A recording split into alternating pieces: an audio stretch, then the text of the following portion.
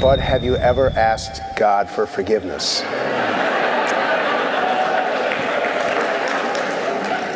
I'm not sure I have. I just go and try and do a better job from there. I don't think so.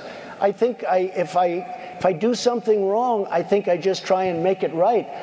I don't bring God into that picture. I don't. Now, when I take, when we go in church and when I drink my little wine, which is about the only wine I drink, and have my little cracker, I guess that's a form of asking for forgiveness. And I do that as often as possible because I feel cleansed, okay? But, to me, that's important. I do that. But in terms of officially, I could say absolutely, and everybody, I don't think in terms of that. I think in terms of let's go on and let's make it right. And so, look, Trump has never portrayed himself as some sort of expert on Christianity or even all that concerned with it.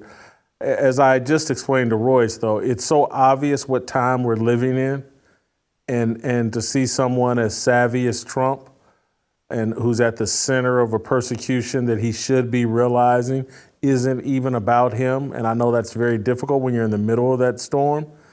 But it's really not about him. We're in a battle of good versus evil. And I'm just disappointed that we're not seeing Donald Trump lean into faith and a better understanding of God in the times we're in. He sees himself as the victim here and is persecuted. And I don't know, pride is perhaps standing in the way. Well, what do you see? That was Trump at the Family Leadership Summit 2015. So he actually said that even before he got elected. To go.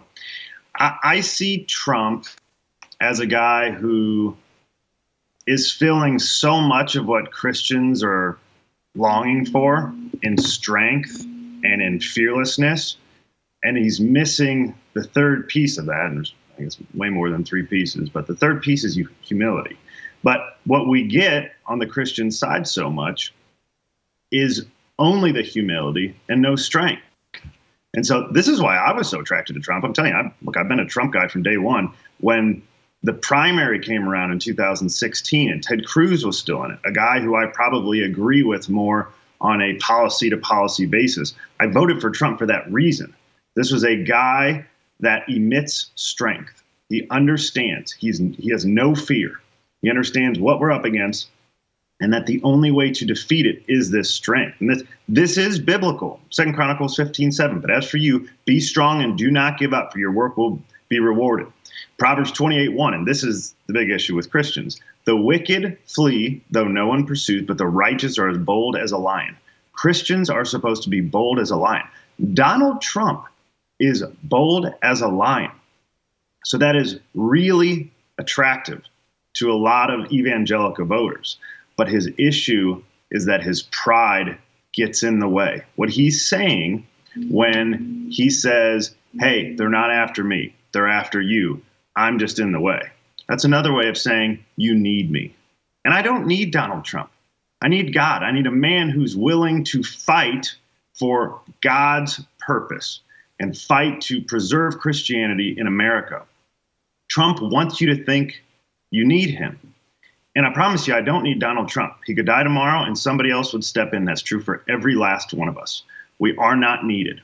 God doesn't need each one of us. Loves to have us.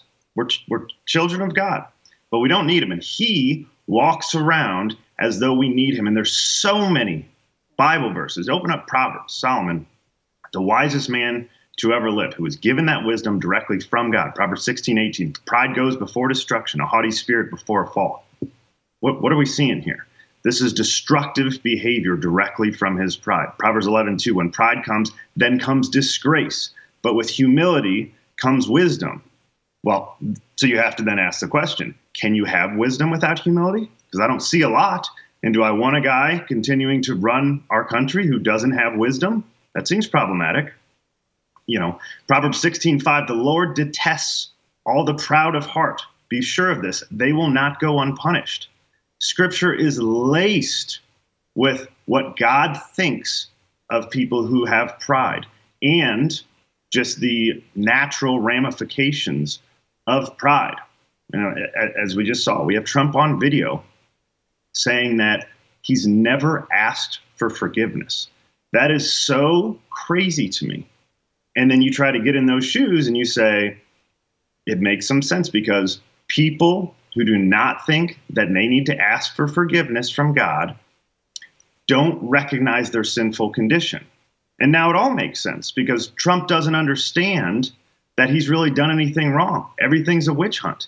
Everything's fake news.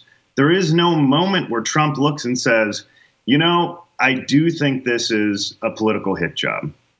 They would never be going after me like this over the equivalent of 65,000 tax dollars. But what he could say is, I also didn't have to sleep with a prostitute or a porn star and pay her off. That seems like a Donald Trump problem. Seems like something I could acknowledge. But his pride gets in the way, and he says, I didn't do anything wrong.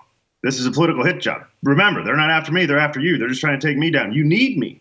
And he goes on and on. And so, there are people in the Bible, King Nebuchadnezzar is one of them.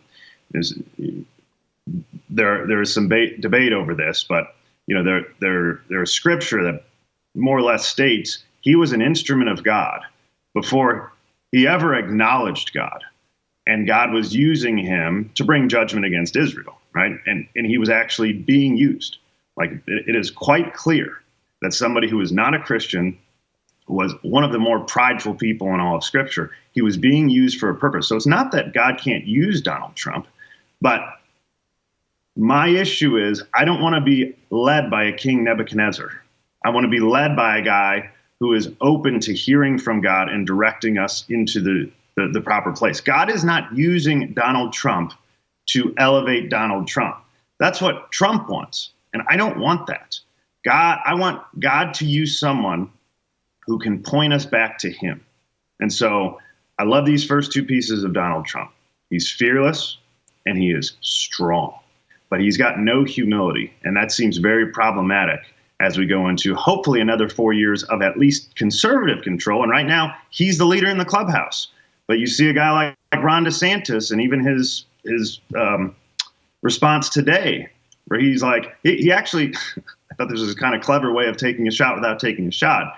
He was pointing out that the Manhattan DA, there was a political hit job, and he's taking felonies and making them misdemeanors. He's letting people roam the streets, did all the good, proper stuff, calling it a political hit job. But he did make sure to put in there.